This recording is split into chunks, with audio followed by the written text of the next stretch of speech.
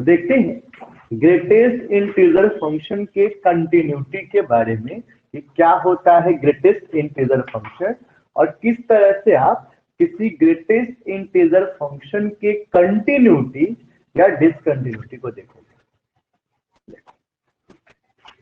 हमारा आज का टॉपिक होगा ग्रेटेस्ट इंटीजर फंक्शन, या आप किसी फंक्शन को दूसरे शब्दों में कहो तो ब्रैकेट फंक्शन बोल सकते हो।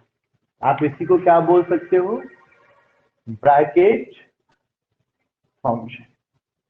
इसको ब्रैकेट फंक्शन बच्चों इसलिए कहेंगे क्योंकि इसमें यानी कि ग्रेटेस्ट इंटीजर फंक्शन में जो फंक्शन हमको दिया जाएगा वो एक ब्रैकेट में दिया जाएगा, बिग ब्रैकेट में दिया जाएगा, इसलिए इसको हम क्या बोल सकते हैं? ब्रैकेट फंक्शन बोल सकते हैं।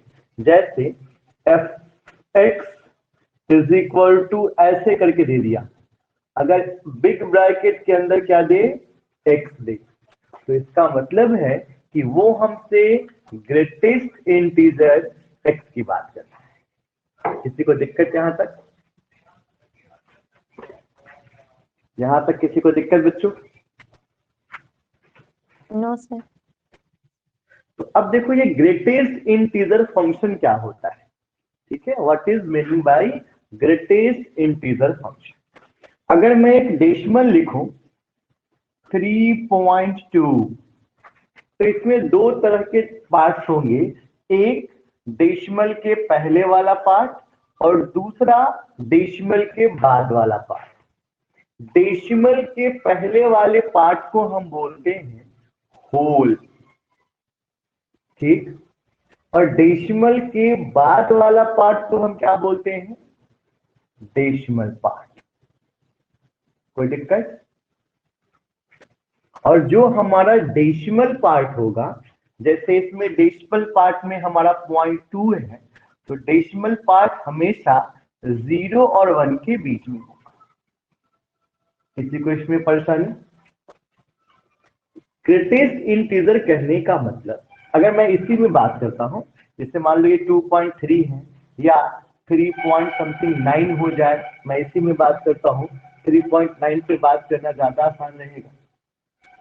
अगर मैं इसके लिए बात करूं तो यहाँ पे बच्चों आपको दो तरह का नंबर दिख रहा है, एक डेसिमल के पहले जो है सो 3 और दूसरा डेसिमल के बाद जो नंबर है दैट इज डेसिमल 9.9। अगर ये ग्रेटेस्ट इंटीजर फंक्शन में दे दिया गया है x और हमें इसमें बात करना है इसके कंटिन्यूटी क्या या इसके डिफरेंशिएबिलिटी की बात करनी है, पहले तो कंटिन्यूटी का बात कर लेते हैं।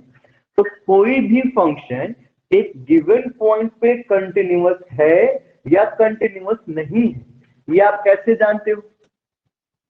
आप उस पर्टिकुलर फंक्शन का जो गिवन पॉइंट है उस गिवन पॉइंट पे एलएचएल काउंट करते हो, उस गिवन पॉइंट पे वैल्यू ऑफ द फंक्शन निकालते हो और उसी गिवन पॉइंट पे क्या निकालते हो?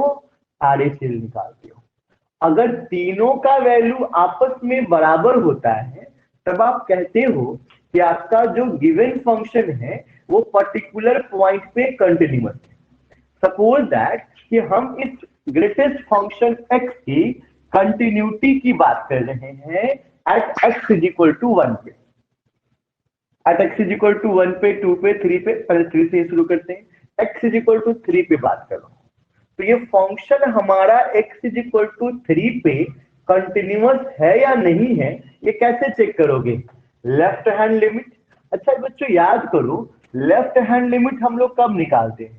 जब x हमारा गिवन पॉइंट a से छोटा होता है, चाहे वो थोड़ा सा ही सही पर छोटा होना चाहिए। वैल्यू ऑफ द फंक्शन कब निकालोगे? जब x हमारा गिवन पॉइंट a के बराबर होगा। और आरएचएल कब निकालोगे? जब x हमारा गिवन पॉइंट a से बड़ा होगा। किसी चीज को अगर मैं नंबर लाइन पे दिखलाऊं तो नंबर लाइन पे देखो, यहाँ पे हमारा x is equal to a है, मैं इसको जूम करके दिखा रहा हूं, ठीक है? तो ये जो हमारा x लेस देन a है वो कहीं यहां होगा, x लेस देन a से छोटा संख्या है इसलिए a के लेफ्ट में आ गया, ए से बड़ा संख्या होगा तो कहाँ चला जाएगा, ए के राइट में चला जाएगा। तो अगर ए के लेफ्ट में जाओगे, नंबर लाइन पे अगर तुम मान लो 2 है, नंबर लाइन पे हमारे पास 3 है, हम 3 के थोड़ा सा भी पीछे जाएंगे, थोड़ा सा भी पीछे जाएंगे तो वैल्यू हमारा क्या मिलना शुरू हो जाएगा, 2.99, समथिंग 2.9 भी हो सकता है, 2.9999 भी हो सकता है। और जब मैं 3 से थोड़ा सा भी आगे जाऊंगा तो वैल्यू मुझे क्या मिलना शुरू हो जाएगा, 3.01, 3.000001 और सिंपली 3.1, कुछ ऐसा ही नंबर मिलेगा। तो अगर मैं इस फंक्शन में एलएचएल की बात करूं तो एलएचएल निकालने का मतलब क्या निकालना होगा, limit h tends to 0 function of a minus h, a यानी कि वह पॉइंट जहां पे आप लिमिट के एग्जिस्टेंस को, कंटिन्यूटी को चेक कर रहे हो, वो पॉइंट क्या है हमारा 3, ये 3 माइनस h, और ये h क्या है, बहुत छोटी संख्या है। तो सोचो बउआ कि जब तुम 3 से कुछ भी माइनस करोगे, कितना भी छोटा संख्या माइनस करोगे, तुम 2.999 समथिंग रहोगे ना। अभी एक हम लोग एग्जाम्पल ले रहे थे, मिटा दिया हूं मैं, फिर से उसको देख लो। अब मैं आपसे पूछूं कि एक 2 है, ये 0.9 है, इसमें 2 पार्ट है, एक 2 जो होल वाला पार्ट है और एक 0.9 जो डेसिमल वाला पार्ट है, ये दोनों में बड़ा पार्ट कौन सा है, 2 या 0.9, इन दोनों में बच्चों बड़ा पार्ट कौन सा है, बड़ा संख्या कौन सा है, 2 है या 0.9 है, क्या है, 2। तो ये इसमें देखो, तुम 3 में से कुछ भी माइनस करोगे ना, कुछ भी, मान लो ये भी आ गया होता, वो 2.999 भी आ गया होता, तो अब बताओ 2 में और 0.4 बार 9 में, इन दोनों में कौन बड़ा होगा, तो 2 ही बड़ा होगा, 2 ही बड़ा होगा। यानी अगर ये ग्रेटेस्ट इंटीजर फंक्शन में लिखा हुआ है तो हमारा हर हाल में जो सबसे बड़ा इंटीजर मिल रहा है वो क्या मिल रहा है, 2 मिल रहा है। तो इस फंक्शन का एलएचएल कितना हो गया, 2। अगर मैं इस फंक्शन के आरएचएल की बात करूं तो आरएचएल में क्या लिखूंगा, limit h tending to 0 a plus h, यानी 3 प्लस h। अब 3 प्लस h, 3 से थोड़ा सा भी आगे जाओगे तो तुमको 3.01 मिलेगा। अब देखो इसमें भी 2 पार्ट हो गया, एक होल वाला पार्ट 3 और दूसरा डेसिमल वाला पार्ट 0 पॉइंट या सिंपली 0.01। बताओ भाई इसमें दोनों में बड़ा पार्ट कौन सा है, 3 बड़ा है या 0.01 बड़ा है, 3 बड़ा है। यानी इसके लिए आपका ये कहां चला जा रहा है, 3 पे चला जा रहा है। अब देख लो कि इसका एलएचएल 2 था लेकिन आरएचएल क्या हो गया, 3 हो गया। इसका मतलब ये फंक्शन 3 पे कंटिन्यूअस नहीं, ठीक है। अगर ऐसे ही मैं कंटिन्यूटी 4 पे चेक करता, किस पे मैं इस फंक्शन के कंटिन्यूटी को चेक करता, 4 पे, तो जब आप इस फंक्शन के कंटिन्यूटी को 4 पे चेक करोगे तो लेफ्ट हैंड लिमिट में limit h tending to 0 4 minus h होगा और राइट हैंड लिमिट में limit h tending to 0 4 plus h होगा। अब फिर से वही चीज सोचना है कि तुम 4 में से कुछ भी घटाओगे तो 3.99999 मिलता जाएगा। अब तुम सोच के देखो कि जब 3.9999 मिलेगा तो उसमें बड़ा वाला वैल्यू 3 होगा होल पार्ट वाला या डेसिमल पार्ट वाला 0.999 होगा, क्या होगा, क्या होगा जी, फिर होल पार्ट होगा, हर बार होल पार्ट ही बड़ा होगा डेसिमल पार्ट से, तो इसका मतलब कि ये कितना होगा, 3 हो जाएगा। इसमें देखो तुम 4 में कुछ भी प्लस करोगे तो 4 पॉइंट कुछ आएगा। अब पॉइंट वाला में होल वाला में हमेशा कौन बड़ा होगा, होल वाला बड़ा होगा। यानी इसका लिमिटिंग वैल्यू कितना आ जाएगा, 4 आ जाएगा। तो LHL 3 आ रहा है, RHL 4 आ गया, मतलब ये फंक्शन हमारा 4 पे भी कंटिन्यूअस नहीं हुआ। ऐसे ही 5 पे देखो, तो 5 पे भी आपका LHL क्या होगा, 5 माइनस एच होगा, माने 5 से कुछ छोट करोगे तो 4 दशमलव समथिंग 4 पॉइंट समथिंग मिलेगा, जिसमें बड़ा इंटीजर कौन है, 4 है। तो इसमें LHL 0.5 पे LHL क्या आ गया, 4, लेकिन RHL क्या आएगा, 5। तो 0.4 पे, 5 पे, 6 पे तुम किसी पे भी निकाल लो, ये फंक्शन कंटिन्यूअस नहीं होगा। मान लो कि हम लोग इसके कंटिन्यूटी को देख रहे होते -2 पे या -3 पे, इसको समझ गए, इसको मिटा लेते हैं। मान लो हम लोग इसी फंक्शन के कंटिन्यूटी को देख रहे होते हैं -3 या -4 पे। मैं बात करता हूं at x is equal to -3, ठीक है। तो x इज इक्वल टू -3 है, फिर से वही होगा लेफ्ट हैंड लिमिट के लिए, लिमिट h टेंडिंग टू 0, और लेफ्ट हैंड लिमिट में a माइनस एच, ठीक है। राइट हैंड लिमिट में क्या हो जाएगा बच्चों, limit h tends to 0 -3 plus h। अब जरा बात को देखिए, नंबर लाइन को लेते हैं, इस चीज को दिखाते हैं कि -3 पे ये कंटिन्यूअस है या नहीं। ये रहा आपका -3, -3 के एक पट्टी जाओगे दाहिने साइड तो -2, बाएं साइड जाओगे -4 मिलेगा। तो -3 में तनको सा नहीं कुछ ऐड करोगे तो -3.001 कुछ ऐसा मिलेगा अगर लेफ्ट में जाओगे तो। अगर राइट में जाओगे तो ये 2 ले लेगा, यानी माइनस का 2.999 समथिंग कुछ ऐसा मिलेगा। इसमें कोई दिक्कत है बच्चों? No sir. अब देखो, इस वाला में भी इंटीजर के नाम पे एगो इंटीजर 3 है और दूसरा इंटीजर 0.1 है। बात देखो, पूरा माइनस में है भाई, ये पूरा माइनस में है, तो 3 या 0.001 ऐसा है। अब बता दो ये दोनों में बड़का वैल्यू कौन है, 3 है कि 0.001? 3 है, माने इसका लिमिटिंग वैल्यू तुमको कितना मिल जाएगा लेफ्ट हैंड के लिए, -3। और राइट हैंड के लिए जाओगे तो 0.2 कितना मिल गया, -2 मिल गया।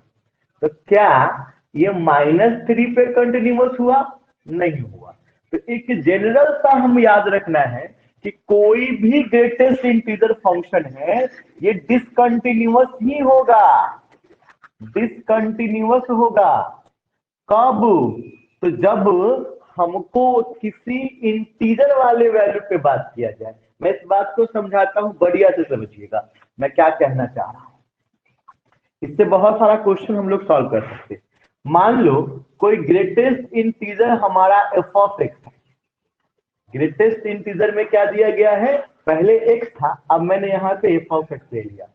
तो ये greatest integer f of x हर वो पॉइंट पे कंटिन्यूअस होगा जिस पॉइंट पे f ऑफ x जो होगा वो क्या होगा, इंटीजर होगा। मैं इसको लिख दे रहा हूं, greatest integer function, greatest integer f of x हर उस पॉइंट पे डिसकंटिन्यूअस होगा, डिसकंटिन्यूअस होगा जिस पॉइंट पे fx का मान इंटीजर आ जाएगा। ठीक है, क्या कहा गया, कोई भी ग्रेटेस्ट इंटीजर हर उस पॉइंट पे कंटिन्यूअस नहीं डिसकंटिन्यूअस होगा जिस पॉइंट पे f ऑफ x का मान कोई इंटीजर आ जाए। जैसे हमने इस x की बात किया, यहाँ पे हमारा फंक्शन ऑफ x के जगह पे क्या है, फंक्शन ऑफ x के जगह पे x है। x के मान तुम -3 ले रहे हो कि -3 इंटीजर है कि नहीं, तो ये इंटीजर है। ये इंटीजर है इतना काफी है इसको डिसकंटिन्यूअस बताने के लिए। अगर हम इसमें चेक करते at x is equal to 0, बस ये काफी है, 0 इंटीजर है तो ये बताने के लिए काफी है कि ये फंक्शन डिसकंटिन्यूअस होगा। अगर मुझसे पूछा जाए पॉइंट ऑफ डिसकंटिन्यूटी क्या क्या है, यानी क्या नहीं कि ये जो फंक्शन हमारा ग्रेटेस्ट इंटीजर फंक्शन x जो हमारा है वो किन किन जगहों पे x के किस किस मान के लिए डिसकंटिन्यूअस है, तो तुम भाई x का कोनो इंटीग्रल मान रख दो क्योंकि ये सिर्फ इंटीजर में है, ये डिसकंटिन्यूअस है। अगर मैं इस एग्जांपल को थोड़ा और समझना चाहूं तो मैं फंक्शन को बदलता हूं। मैंने एक फंक्शन दिया, हमारे पास f ऑफ x जो है उसमें ग्रेटेस्ट इंटीजर 2x है, और आपसे पूछता है ये जो ग्रेटेस्ट इंटीजर, नहीं 2x नहीं देता हूं, यहाँ पे समथिंग x/2 देता हूं, और आपसे ये पूछ रहा है कि ये जो हमारा फंक्शन है ग्रेटेस्ट इंटीजर फंक्शन x/2 ये कंटिन्यूअस फंक्शन है कि डिसकंटिन्यूअस फंक्शन है, तो भाई ग्रेटेस्ट इंटीजर है डिसकंटिन्यूअस। लेकिन अब सवाल ये उठती है कि ये x के किन किन मान के लिए, यानी इसके पॉइंट ऑफ डिसकंटिन्यूटी क्या है। तो पॉइंट ऑफ डिसकंटिन्यूटी या डिसकंटिन्यूअस होने के लिए क्या कहा कि हर उस पॉइंट पे डिसकंटिन्यूअस होगा जिस पॉइंट पे f ऑफ x का मान क्या हो जाएगा, इंटीजर हो जाएगा। तो यहाँ f ऑफ x क्या है हमारा x/2, इसका वैल्यू क्या हो जाना चाहिए, इंटीजर हो जाना चाहिए। फिर इंटीजर किसको बोलते हो आप, 1 2 3 4 -1 -2, इसी को ना बोलते हो इंटीजर जी, इधर भी बढ़ते रहता है। x का मान आना चाहिए, x/2 के लिए बात नहीं करना है, x का पॉइंट ऑफ डिसकंटिन्यूटी कहने का मतलब x का। तो इसका पॉइंट ऑफ डिसकंटिन्यूटी निकालने के लिए तुमको यहां से क्या निकालना पड़ेगा, x। तो x निकालने के लिए मान लो कि अगर x/2 बराबर 1 है तो तुम x कैसे निकालते हो, क्रॉस मल्टीप्लाई कर देते हो, x इज इक्वल टू क्या मिल जाता है 2। तो ऐसा ही जब x इसको लेके क्रॉस मल्टीप्लाई करते तो 2, इसको लेके करते तो 4, इसको लेके करते तो 6, ऐसा ही इधर भी होता। यानी ये फंक्शन हर इवन नंबर के लिए, हर इवन इंटीजर के लिए कैसा है, डिसकंटिन्यूअस। अगर आप x का वैल्यू कोई भी इवन नंबर डालें तो ये फंक्शन डिसकंटिन्यूअस फंक्शन। इस पे किस तरह का क्वेश्चन पूछता है, क्वेश्चन ग्रेटेस्ट इंटीजर फंक्शन का क्वेश्चन है आपके पास, ठीक है बोलिए। The number of points at which the function f(x) is equal the to number of points at which the function f of x is equal to 1 by x minus, वो पूरा नीचे है x minus greatest integer function x, 1 by x minus bracket में x, ऐसा। yes sir, where sir वो ठीक है। x भी bracket ब्रैकेट में है ना, क्या बोल रहे हो, सर वो जो x है वो बिग ब्रैकेट में है पहले, x माइनस x, सेकंड वाला सर x x minus जो ब्रैकेट में वो बिग ब्रैकेट है, ये बिग ब्रैकेट तो में वो है, ग्रेटेस्ट यानी इंटीजर क्वेश्चन फंक्शन, ऐसा क्वेश्चन है, यस सर। ठीक है। हाँ अब क्वेश्चन पढ़िए क्या कह रहा है, तो where bracket denotes the greatest integer function is not continuous, कहता है कि किस किस पॉइंट पे कंटिन्यूअस नहीं होगा, यही ना कहा है। यस हमने क्या कहा कि f of x greatest integer function अगर f ऑफ x होगा तो हर उस पॉइंट पे डिसकंटिन्यूअस होगा जिस पॉइंट पे f ऑफ x का मान क्या आ जाएगा, इंटीजर आ जाएगा। तो एफ ऑफ एक्स का मान इंटीजर हो, यानी इसके बराबर कोई इंटीजर मिलेगा, 1 मिलेगा, 2 मिलेगा, 3 मिलेगा, 4, ऐसा कुछ भी मिल सकता है। तो पार्टिकुलर एक एक लेके तुम सॉल्व करके देखो, अब मालूम चलेगा किस पे डिसकंटिन्यूअस है, किस पे नहीं। ठीक है, अब पार्टिकुलर 1 1 लेके तो हम सॉल्व नहीं कर सकते, क्वेश्चन ऑप्शनल है क्या? Yes. Yes sir. ऑप्शन बताइए। जो 1, 2, 3 और none of these. 1 2 3 और फोर्थ है last है none नन of ऑफ। ठीक है, तो यानी कि हमें जो आंसर देखना है इसी में से देखना है, तो इन जनरल मैं इसको लेने से मुझे कुछ फायदा नहीं। ठीक है, आप देखो ये कंटिन्यूअस है या कंटिन्यूअस नहीं है, ये डिपेंड करता किसके ऊपर, LHS RHS value of the function के ऊपर। अगर तुम सपोज करो तुम यहाँ 0.1 लेके एलएचएल निकाल रहे हो, क्या निकाल रहे हो? 0.1 लेके एलएचएल। तो जब एलएचएल निकालोगे तो ये 1 और 1 से तन को छोड़ करोगे तो ये 0, ऊपर 1, ठीक होगा ना? 1 से तन को छोड़ करोगे तो 0 की तरफ चल जाएगा, और तन को बड़ करोगे तो 2 की तरफ चला जाएगा। नहीं 2 नहीं, 1 हो जाएगा। बड़ा करोगे तो 1, छोटा करोगे तो 0। तो इसका वैल्यू तुमको क्या मिलेगा? 1 मिलेगा। अगर हम लोग तरीका बड़का कर दें, वैल्यू को आरएचएल में चले, तो आरएचएल में तरीका बड़का करोगे, तरीका बड़का करोगे तो ये क्या हो जाएगा? अगर आप 1 से थोड़ा बड़ा करोगे तो 1.001 करोगे ना। तो अगर ग्रेटेस्ट इंटीजर फंक्शन में ऐसा होगा तो इसमें तुम्हारा ग्रेटेस्ट इंटीजर कौन है? 1 है।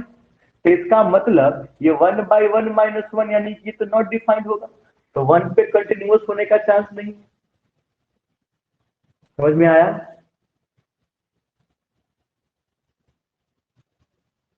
Yes. अब 2 पे दिखाता हूं, बात को समझिएगा, बिल्कुल और आसान चीज है। 2 पे समझिए, अगर मैं x का मान 2 लेता हूं, ये 1/2 होगा, माइनस अगर ग्रेटेस्ट इंटीजर में 2 डालोगे तो LHL के लिए 2 से तन का छोट करना पड़ेगा 1.99, और तन को छोट करोगे तो ये 1 बनने लायक।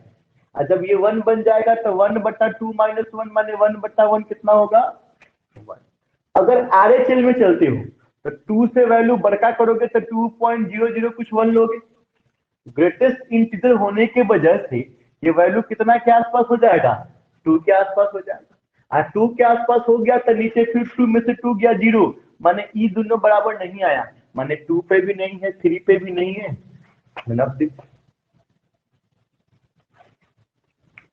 समझ में आया बात?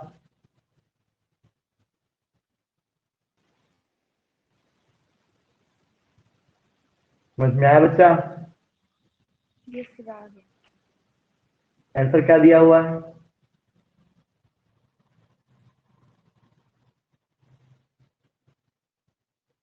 आंसर क्या दिया गया है?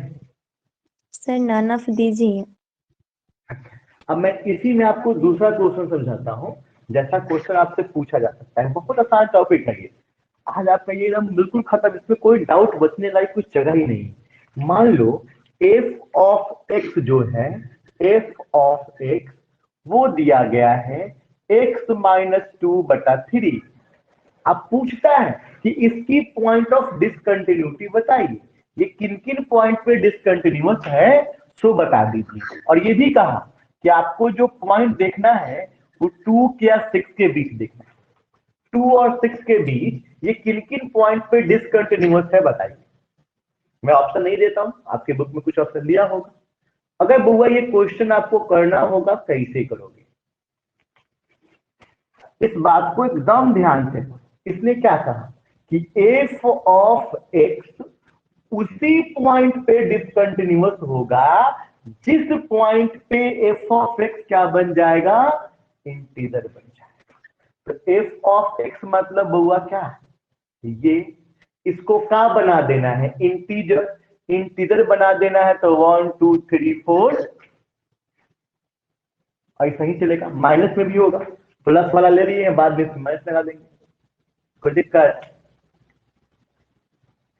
सर ऐसे तो कोई भी दिक्कत नंबर इसमें आंसर है वो तो क्या बोलते हैं सर, वो इंटीजर ही होगा। हाँ ऐसा जरूरी नहीं है। तुम x का वैल्यू यहाँ पर रख के देखो 3, 1 बाई अगर x का वैल्यू रखोगे 3 तो 3 माइनस 2/1 1/3 आएगा। ये तो इंटीजर नहीं हो रहा है, ये ठीक है। तो अब मैं इस क्वेश्चन को कैसे सॉल्व करूंगा, ठीक है। पहले 3 से क्रॉस मल्टीप्लाई कर दिया है, तो एक साथ मैं कई इक्वेशन में मल्टीप्लाई कर रहा हूं। मेरा छोटा छोटा इक्वेशन ऐसा था, पहले x/2 इज इक्वल टू 1 लेता, फिर x minus 2/3 is equal to 2 लेता, फिर x minus 2/3 is equal to 3, और तब ये बारी बारी से करता। मैं बारी बारी से नहीं करके सबको एक साथ कर रहा हूं, तो ये 3 सब में मल्टीप्लाई हो गया। तो 3, 6, 9, 12 डॉट डॉट, 0 भी इसमें होगा, -1 भी इसमें होगा, ये सब होगा, ये सब हुआ क्योंकि इंटीजर है, ठीक है। सर। इस स्टेप में दिक्कत, नो सर। अब देखो, अब अगर तुम इस -2 के नदिया के बराबर की तरफ भेज दो, तो -2 जब बराबर की उस तरफ जाएगा तो -2 से क्या बन जाएगा, +2 बन जाएगा। अब +2 बनाओगे तो क्या बन जाएगा, इनमें +2 जोड़ो -1, ए में +2 जोड़ो तो 2, ए में +2 जोड़ो तो 5, ए में +2 जोड़ो तो 5, 6 2 8, इसमें +2 जोड़ो 11, इसमें जोड़ो 14, यही ना आएगा इसका वैल्यू। Yes sir. लेकिन हमको तो x का वैल्यू कहां से कहां तक लेना था, 2 से 6 के बीच लेना था। 2 पे बराबर है मतलब 2 ले सकते हो, तो काम का नहीं है, बस ये दोनों काम का है। तो इस दोनों के बीच ये जो फंक्शन है वो या तो 2 पे कंटिन्यूअस है या 5 पे कंटिन्यूअस है, यानी टोटल पॉइंट ऑफ डिसकंटिन्यूटी जो होगा, टोटल पॉइंट ऑफ डिसकंटिन्यूटी जहां जहां ये डिसकंटिन्यूअस है वो हो गया 2 पॉइंट, 2 और 5। बाकी सारा पॉइंट में कंटिन्यूअस हो सकता है।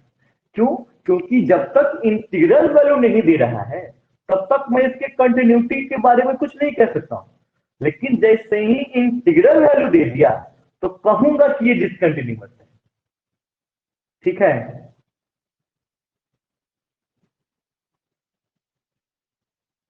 है बात समझ बच्चों।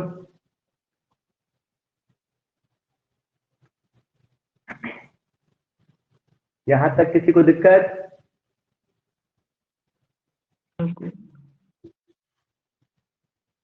अच्छा, और कोई अगर आपके पास क्वेश्चन है तो पूछ लीजिए जल्दी से। और भी कोई क्वेश्चन आपके पास है? The function fx is equals to cot x fx is equal to cot x is discontinuous on the set is discontinuous on the set, ठीक है, बताइए। फिर ऑप्शन है a is equals to x is equals to n pi, x is equal to n pi, n belongs to z। ठीक है, चलो चलेगा। n belong to integer, z का मतलब इंटीजर है यहाँ पे। x is equal to 2n pi, 2n pi, p x is equals to 2n plus 1 pi by 2 bracket में 1 plus 1, ठीक, d x is equals to n pi by 2। बहुत बढ़िया। n कोई इंटीजर हमारा है तो मैं एक काम करता हूँ ना, n पे जाना बहुत मुश्किल काम है, मैं इसको छोटा कर लेता हूँ। n का वैल्यू सब में 1 डाल देता हूँ, सब में n को 1 डाल देता हूँ, तो पहला ऑप्शन हमारा पाई हो जाएगा, दूसरा ऑप्शन 2 पाई, ये कितना होगा बउआ, n को 1 डालोगे तो 3 पाई बाई 2, और ये n पाई बाई 2। कोई दिक्कत, 3 pi समझ by गए? 3 पाई बाई 2 है, 2 छूट गया है, कोई दिक्कत? no sir। ऐसा करने का फायदा क्या है, अपना क्वेश्चन तो ऑब्जेक्टिव, मुझे तो ऑप्शन सेलेक्ट करना है, तो ऑब्जेक्टिव क्वेश्चन में कैसे बना क्या बना मतलब नहीं, आंसर सटीक आना चाहिए, मतलब बस इससे। देखो क्या करेंगे, कैसे आंसर सटीक करेंगे। ये आपसे पूछ रहा था किस पे डिसकंटिन्यूअस है, यही पूछ रहा था ना। Yes. अब देखो कंटिन्यूअस होने के लिए LHL RHL value of the function बराबर होना चाहिए। और साथ में हमने ये भी कहा था कल वाले क्लास में कि ये बराबर तो होगा, ये पुरानी बातें थी, ये कोई ना कोई फिक्स नंबर देगा, एकदम फिक्स नंबर देगा। ठीक है, तुम ये देखो कि कॉट का मान किस पे फिक्स नहीं है। कॉट 180 डिग्री का मान कितना होता है? कॉट 90 का मान बताओगे? Cot 90, cot 90 zero. कॉट 90 तो जीरो होता है, मतलब ये तो फिक्स वैल्यू है, इस पे कंटिन्यूअस है। ठीक है, अब कॉट पाई पे चलिए। कॉट 180 का मान कितना होगा बता सकते हो? कॉट 180 इनफाइनाइट, बस मिल गया। ये फिक्स नहीं है, इस पॉइंट पे डिसकंटिन्यूअस है। दिक्कत? आंसर में ए दिया गया है। Yes. चलिए, और किसी क्वेश्चन में तकलीफ है पूछिए।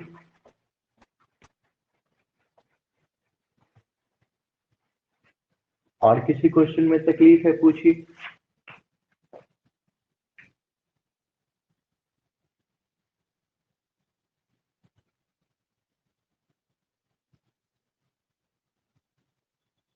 नहीं है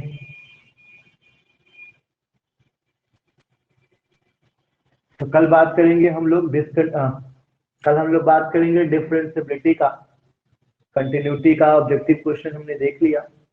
इसमें ग्रेटेस्ट इंटीजर फंक्शन आप ध्यान रखिएगा, जो फंसाता है वो यही ग्रेटेस्ट इंटीजर फंक्शन है, पर ये होता बहुत आसान है, एकदम आसान चीज है ग्रेटेस्ट इंटीजर फंक्शन। लेकिन ऑब्जेक्टिव क्वेश्चन रहे, आप ये ध्यान रखिए कि आपको बस डिसकंटिन्यूअस दिखाना बहुत बड़ा काम नहीं होता है। तो फिर मिलते हैं कल बात करेंगे डिफरेंशिएबिलिटी का। आज का क्लास यहीं पे समाप्त होता है।